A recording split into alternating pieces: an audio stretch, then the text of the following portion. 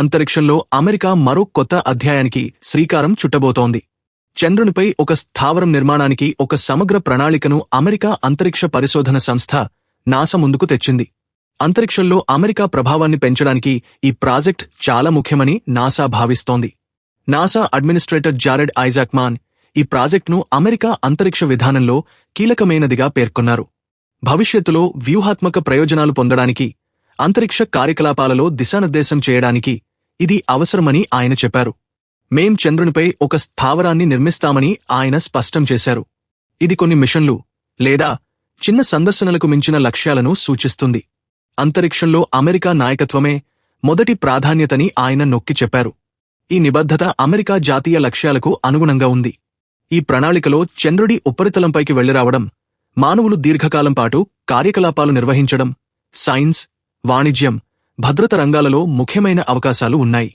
చంద్రుడిపై నిరంతర కార్యకలాపాలు, పరిశోధనలకు పునాదిగా అణుశక్తి సాంకేతికతపై నాసా భారీగా పెట్టుబడులు పెడుతోంది. చంద్రుడిపై ఒక స్థావరం ప్రపంచవ్యాప్తంగా ప్రభావం చూపే ఆవిష్కరణల వేగాన్ని, స్థాయిని పెంచుతుందని శాస్త్రవేత్తలు ఆశిస్తున్నారు. శాశ్వత మౌలిక సదుపాయాలు పరిశోధనలో ముఖ్యమైన పురోగతిని, ఆవిష్కరణలను వేగవంతం చేస్తాయని ఐజాక్మాన్ అభిప్రాయపడ్డారు. చంద్రుని కక్షలో ఆర్థిక వ్యవస్థను విస్తరించడం కూడా ఒక లక్ష్యం. మానవుల నిరంతర ఉనికికి మద్దతు ఇచ్చే కొత్త వ్యవస్థలు మరిన్ని వాణిజ్య ప్రాజెక్టులకు, పరిశోధన కార్యకలాపాలకు అవకాశం కల్పిస్తాయని నాసా భావిస్తోంది. ఈ ప్రయత్నాలతో ఆర్థిక ప్రాధాన్యతలు ముడిపడి ఉన్నాయి. చంద్రుడిపై శాశ్వత స్థావరం ఉద్యోగాలను సృష్టిస్తుందని, ప్రైవేట్ రంగ భాగస్వామ్యాన్ని ప్రోత్సహిస్తుందని, భూమితో సంబంధం లేని మార్కెట్లకు ప్రాప్యతను కల్పిస్తుందని నాసా అంచనా వేస్తోంది.